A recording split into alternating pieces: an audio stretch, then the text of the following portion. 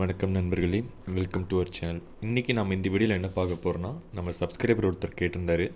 அவர் புதுசாக போய் ஒரு கடைத்தரை வந்து சேவல் எடுத்துகிட்டு வந்திருக்காரு.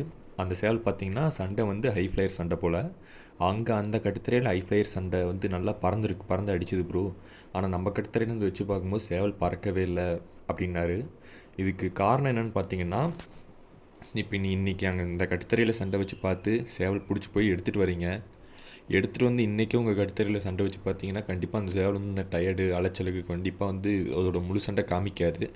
அது ஒரு காரணமாக இருக்கலாம். இன்னொரு காரணம் பார்த்திங்கன்னா, அங்கே அவங்க ஆப்போசிட்டில் வச்ச சேவல் நல்ல ஃப்ளையராக இருந்திருக்கலாம். அதை வந்து பழக்கின சண்டையும் பார்த்திங்கன்னா ஃப்ளையர் சேவலோடு வச்சு சண்டை பழக்கியிருப்பாங்க. நீங்கள் ஆப்போசிட்டில் வச்ச சேவல் வந்து ஃப்ளையராக இல்லாமல் தர சண்டை போடுறது, இல்லை ஸ்டாண்டிங் கோழி, இல்லை வெறும் மறுப்பு வைப்ரேஷன் அடிக்கிற கோழியாக இருந்தால் கண்டிப்பாக நீங்கள் வாங்கிட்டு வந்த சேவல் பறக்காது. ஏன்னா சேவல் என்றைக்குமே நாம் ஆப்போசிட்டில் என்ன சேவல் வைக்கிறோமோ அதுக்கேற்ற மாதிரி தான் சண்டை போடும். சிலதுங்க மட்டும்தான் நீங்கள் எந்த சேவல் வச்சாலும் பறந்து அடிக்கிற சேவல் இருக்குது. சிலது மட்டும்தான் அந்த மாதிரி பண்ணோம். இப்போ அட்வான்ஸ் கோழி எடுத்துக்கிட்டிங்கன்னா நீங்கள் ஆப்போசிட்டில் எந்த சேவல் வச்சாலும் அது பறக்க தான் செய்யும். பட் நம்ம ரன்னிங் வந்து பறக்கிற சேவல் எதுவுமே ஆப்போசிட் சேவல் வந்து ஃப்ளையர் வைக்கலைன்னா பறக்கிறது கொஞ்சம் கஷ்டம்தான். முக்கால்வாசி தர சண்டை இடுப்பு மட்டும் அந்த மாதிரி தான் பறக்கும். நீங்கள் ஆப்போசிட்டில் ஜோடிக்கிற சேவலும் நல்லா பறக்கிற மாதிரி சண்டையில் வச்சிங்கன்னா தான் சேவல் பறக்கும். இப்போ நீங்கள் ஆப்போசிட்டில் வச்ச சேவலும் பறக்கிற சேவல், ஆனால் அவங்க சேவல் வந்து பறக்கலைன்னா மேபி நீங்கள் வெறும் அங்கே எத்தனை சண்டை வச்சு பார்த்து அந்த சேவல் எடுத்தீங்கன்னு எனக்கு தெரியல ப்ரோ. இப்போ வெறும் ஒரு சண்டை வச்சு பார்த்துட்டு சண்டை பிடிச்சி போய் எடுத்திங்கன்னா அது கொஞ்சம் டவுட்டு தான். ஏன்னா சில சேவல் பார்த்தீங்கன்னா, இப்போ என்கிட்டே நான் முன்ன ஒரு சுள்ளி வைப்ரேஷன் செட்டில் ஒரு சுள்ளி வச்சுருந்தேன். அது நான் சேல் பண்ணும்போது நான் யூஸ் பண்ண வீடியோ பார்த்தீங்கன்னா, நான் ஓப்பனாகவே சொல்கிறேன், நெஞ்சு மட்டும் அது பறந்துச்சு ஒரு சண்டையில். அந்த வீடியோ தான் யூஸ் பண்ணேன். அது அந்த நெஞ்சு மட்டும் பறக்கிறதுக்கு முன்னாடி எத்தனையோ சண்டை வச்சுருப்பேன். அது வரைக்கும் அது பறந்ததில்லை.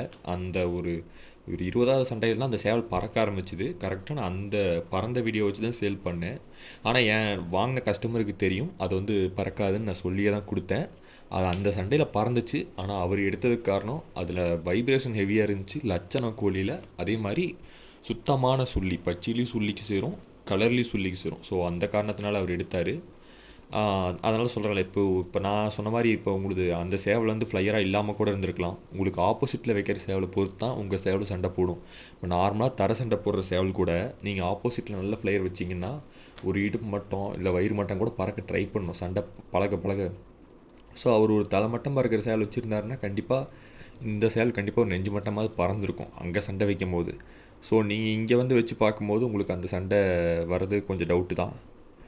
அதே மாதிரி நீங்கள் கேட்டிருந்தீங்க, இப்போது அந்த கட்டித்தரையிலேருந்து கன்னி வடை எடுத்து ப்ரீட் பண்ணலாமான்ட்டு.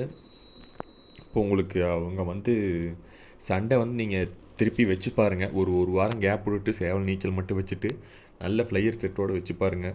நீங்கள் எதிர்பார்க்குற மாதிரி சண்டை இருந்தால் அந்த கட்டுத்தரையிலேருந்து கன்னி வடை எடுங்க. பட் என்னை பொறுத்தவரை இந்த மாதிரி கன்னி வடை எடுக்கிறத அவாய்ட் பண்ணிக்கோங்க. வேறு ஏதாவது நல்ல கட்டுத்தரையிலேருந்து எடுங்க. இல்லை உங்கள் சொந்தக்காரங்க சர்க்கிளில், உங்கள் ஃப்ரெண்ட்ஸ் சர்க்கிளில் நல்ல சண்டையில் நல்ல லைனேஜில் வச்சுருந்தாங்கன்னா அதுலேருந்து கன்னி வடையை எடுத்து ப்ரீட் பண்ணுங்கள்.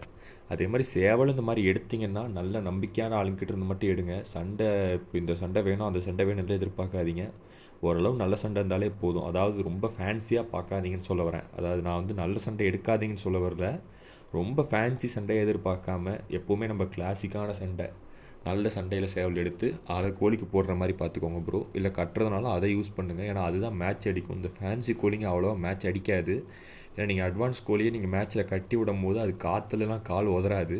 ஸோ உங்கள் ஆப்போசிட் கோழி ஸ்டாண்டிங் கோழியாக இருந்தால் கண்டிப்பாக அது லேண்ட் ஆகும்போது இது கணிச்சு அடிச்சிடும். அடிச்சதுன்னா அந்த கோழி அவுட்டு. ஏன்னா அது கரெக்டாக லேண்ட் ஆகும்போது இது கால் உதறிச்சுன்னா கழுத்தில் தான் கத்திப்படும். கழுத்தில் இல்லை ரெக்கப்பட்ட சந்தில் கத்தி பட்டுச்சுன்னா அந்த கோழி முடிஞ்சுது. ஏன்னா நம்ம கோழி வைப்ரேஷன் செட்டாக இருந்துச்சுன்னா அந்த அட்வான்ஸ் கோழினாலும் சரி, ஹாஃப் பிச் கோழினாலும் சரி கண்டிப்பாக அடி வாங்கிடும். ஸோ உங்களுக்கு கிளாசிக் சண்டை பிடிக்கும்னா அந்த சண்டையிலே எடுத்து ப்ரீட் பண்ணுங்கள். இல்லை ஃபேன்சி தான் வேணும்னா ஃபேன்சி வந்து நல்ல சண்டை பார்த்து எடுத்து நீங்கள் விடையோடு எடுத்து போடுங்க. இப்போது ஒரு ஃபேன்சி சண்டையில் என்ன ஒரு நல்ல விஷயம்னா, நீங்கள் வந்து இப்போ நீங்கள் சொன்னீங்களே சண்டை இங்கே வந்து போடல ப்ரோ அப்படின்ட்டு, அந்த மாதிரி பிரச்சனை உங்களுக்கு வராது. அங்கே அந்த கோழி ஹாஃப் பிச்சோ இல்லை அட்வான்ஸோ பறக்குதுன்னா கண்டிப்பாக அது கேரண்டியாக அந்த சண்டை இங்கே வந்து போடும். இங்கே வந்து போடலைனாலுமே அதோட பிளட் லைனில் அந்த சண்டை கண்டிப்பாக இருக்கும். ஏன்னா ஃப்ளூக்கில் வந்து உங்களுக்கு அந்த சண்டை வந்து வராது. ஸோ அதனால் அதை நீங்கள் நம்பி எடுக்கலாம். ஆனால் விடை பார்த்தீங்கன்னா உங்களுக்கு அந்த அட்வான்ஸ் லைனு, ஆஃப் பிச்சு, இந்த பேய் ஸ்பீடு, இந்த மாதிரி சண்டை இருக்க விடைங்கள்லாம் வந்து வெளியே கிடைக்காது. சொல்லுவாங்க சேல்ஸுக்கு இருக்குது ரேட் அதிகமாக சொல்லுவாங்க. பட் கேரண்டி அந்த மாதிரி வருமானு தெரியாது. ஏன்னா நீங்கள் இப்போ லைனேஜான அட்வான்ஸ் சேவலையும் எடுத்து லைனேஜான அட்வான்ஸ் விடக்கூலியோட போட்டிங்கனாலுமே இப்போ ஒரு 5 பட்டா வருதுன்னா அதில் 1 2 தான் அட்வான்ஸ் பறக்கும், மீதி 3 பறக்காது. அது வந்து கேரண்டியான சண்டை கிடையாதுன்னு வைங்களேன். முடிஞ்சளவு உங்களுக்கு என்ன சண்டை தோணுதோ கிளாசிக் சைடில் எடுத்து அதை ப்ரீட் பண்ணுங்க ப்ரோ. தேங்க்ஸ் ஃபார் வாட்சிங். Please subscribe my channel. அதே மாதிரி வேறு ஏதாவது டவுட் இருந்தாலும் மறக்காமல் கேளுங்க. அடுத்த வீடியோ அதை பற்றி போடலாம்.